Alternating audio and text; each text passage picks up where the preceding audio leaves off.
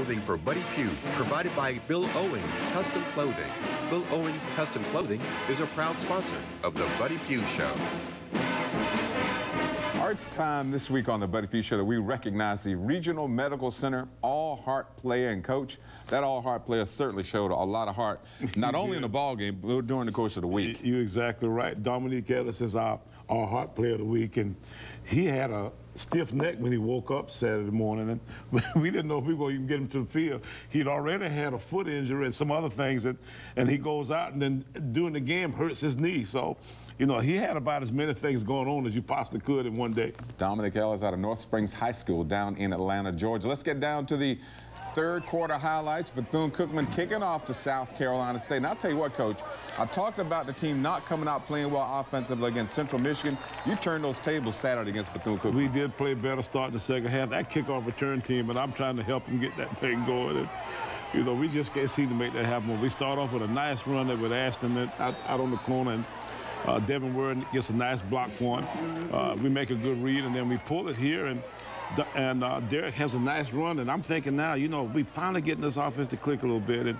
you know, you see signs of it, but you know, sometimes we just kind of run into a dead end. But you know, we make a nice throw there, and Derek can throw the football pretty nicely, especially on some of these style kind of rosters you see there. But you know, we just got to figure out how to get it more consistent. We pitched the ball out here to Aston Jordan on the little, so different kind of replays, a backwards replay that works pretty good here. And then, you know, of course, we get the same little power play here that he runs up the middle, and Derek's really doing a nice job. And everything's going good here, and then all of a sudden we run one more, and he should come around the edge. You know, he tries to go up the middle. You know, they pull it out, and, you know, we get a turnover. Turnover to Bethune-Cookman. Now the Wildcats come on the attack, and they have an errant snap, and that was a problem, I thought, throughout the afternoon. It was. Arnett James almost got on it. You saw Curtis Hill there, too. Those guys doing a nice job, and then they punt the ball to us, and Darius Drummond makes a nice run here. Stephen Murphy is blocking here. We got another good block here. I see, you know, sort of a train of guys right down the line there blocking. And Terrell Fitz is in there. We almost get it in, and then, you know, we were planning on playing Richard Q. He kind of gets hit there as he throws the football. It touches two guys, and Tyler McDonald catches the first touchdown pass for us of the year. First touchdown for South Carolina State, an 8-yard pass of Richard Q to Tyler McDonald, point after touchdown good. Bulldogs go up by a grand slam, 12-8 now. South Carolina State leading Bethune-Cookman. And Coach, we talked about the crowd. Man, do we have fans down there on Saturday. I'm going to tell you, it is fun to look up there and see that big crowd of South Carolina State folk down in Daytona Beach, Florida. The sun comes out, and with that, Bethune finds its offense, and they start to find some success on the ground. Yeah, they're starting to run the football pretty good on us here, and you know, they actually get it down and get a score here in a little bit. They got the little G play. Isidore Jackson on the carry for Bethune. Jamar Robinson back to pass once again. And they hit us on a little two-move play, a double move play, and score a touchdown there. Point after touchdown is good, and now Bethune goes up 15-12 on South Carolina State. We go back on the attack on offense. Wiley back to pass. Well, actually, we got Richard Houston in the game, and Richard throws a pick here. It's one of those kind of deals here where, you know, we got to get them stopped, because if they score again, you know, with the amount of offense that we putting up, I'm afraid we're in trouble. They throw the ball to the pool on the edge, and you know, they don't get much there, and then they get a nice run from their running back there. Down into the red zone, that was Christian Thompson losing his hat. He had 10 tackles on Saturday, but Coach, time and time again, the defense, Mike Adams' group comes up with the answer. Right, and they throw a ball over the middle here, and it's a slant ball. Darius Drummond knocks the ball kind of loose, and it bounces up in the air. And Christian Thompson gets an interception there. It's a big play, because, you know, we got to have a stop there, and we need a stop without them scoring any points. Going into the third quarter, Bulldogs trailing by 3. Wiley now back at quarterback, and he throws into double coverage, and Bethune with the turnover. This is not pretty. And, you know, they do get some points out of this, but our defense gets some stop for a field goal. They run a little G play here on the side, and, you know, you see Pat Watson and a whole bunch of other people there making a play. And, you know, the next thing you know is they try to throw a ball out here in the flat, and Devon Quarterbaum almost makes the play on him right off the bat, but then they try to throw a deep ball in the corner here. This is a a corner ball that Dominique Ellis knocks down. Mason Harris is there involved with it too, and then they kick like a 41-yard field goal, I think. That was the Regional Medical Center All-Heart player, Dominic Ellis, number 7, knocking that pass down. Now it's a 6-point difference. 10:51 to go in the game. Bethune leading 18-12. Bulldogs trailing on the road. South Carolina State, Derek Wiley in trouble. Right, and the best part about that, them kicking the field goal as opposed to getting a touchdown, it's still a one-score game. And, you know, we still a touchdown and field goal away. Derek runs around the edge here and gets a pretty good game.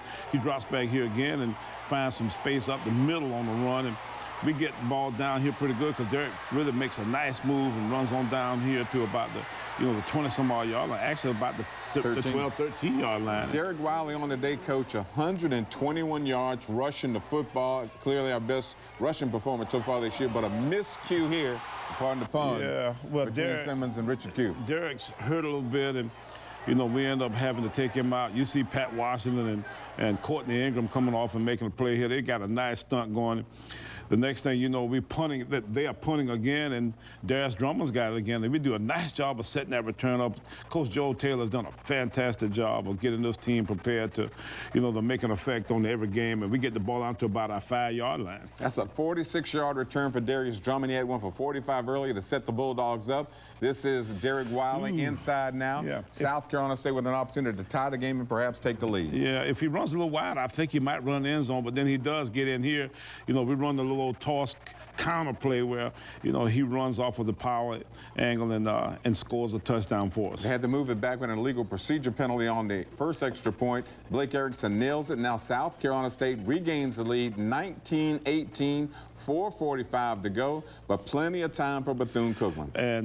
And they get a good kickoff return here. We actually got him tackled here, and he somehow another bounces out. We don't quite make the play and gets around the edge. And you see Austin Smith here, one of our freshmen, running him down. He and Terrell Fisk finally gets him on the ground, but he's down to about the 50-yard line. But then they try to throw a slant ball here, and Dominique Ellis jumps in front of this thing. And, you know, you're talking about all hard player. This guy here makes the biggest play of the day. Biggest play of the game, 55-yard interception return for the touchdown, the pick 6 for Dominic Ellis.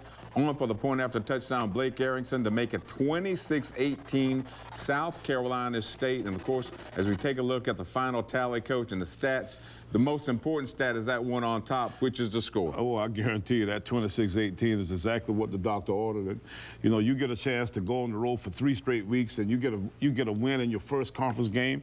Heck, you know, you're extremely excited. The State Farm drive of the game we take a look at right now when you start talking about that.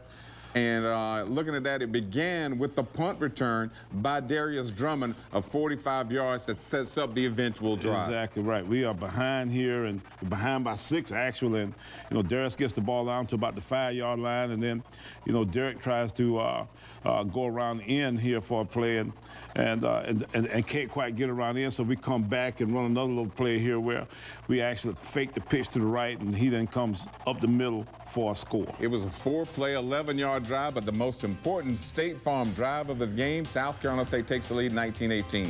We'll take a time out here on the Buddy P Show. When we come back, we'll tell you what is up next for your South Carolina State Bulldogs.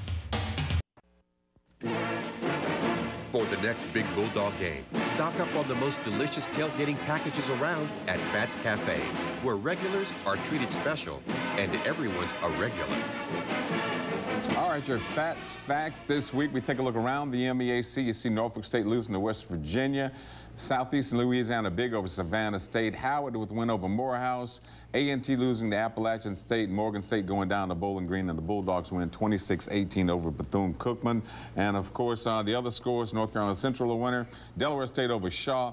And on Thursday night, it was Hampton over Florida A&M. When you start talking South Carolina State football, coach, we move past Bethune, but some final reflections on this game, which was so important to the rest of the season. Well, it becomes more important now because both of the teams that were co-champions with us last year, Florida A&M and Bethune, now have losses because Florida A&M lost on Thursday night up in Hampton. So it's hard to believe that you go into this game worried about you just saving your life, and then you come out of it, you know, smelling roses. So, you know, we've got a long ways to go, but at the same time, we're in about as good a shape as we could be at this point. Talking about going a long ways now, South Carolina State will step out of the conference this week and head into the Big Ten. to take on the Hoosiers of Indiana. That game up in Bloomington, Indiana. And, Coach, we talk about stepping up. Not the ACC, not the SEC, but the Big Ten's got quite a reputation as far as football is concerned. They do, and we get an opportunity to go up and experience that style of play for once. I'm excited about going to play them. Now, the problem is that they hadn't won a game. They lost at home the first week to Ball State, and then this past weekend they lost at Virginia. So, they'll really be looking, to try to find a way to win a game this week because they don't want to go in 0-3, I'm sure. Coach, when you look at the situation, you want to improve offensively. We saw some improvements. Some other things real quick that you'd like to see happen this week against Indiana. I think that's as big a part of what we've got to do as anything right now. We got to continue to develop our depth on defense because playing a lot of people is what keeps our guys really being able to play at that high level, and then our offense has got to find itself. And, you get a little bit closer each week. Bethune Cookman was really good on defense. So, you know that it wasn't just the fact that our offense wasn't clicking. They had something tough to click against. But, we got to get them guys. We got to get those guys going. All right, with that, that'll be the final word here on this edition of the Buddy Pough Show. We hope to see you in Bloomington, Indiana, when the Bulldogs take on the Hoosiers. And, of course, next week, right here on the Buddy Pough Show. Thank you for watching the Buddy Pough Show.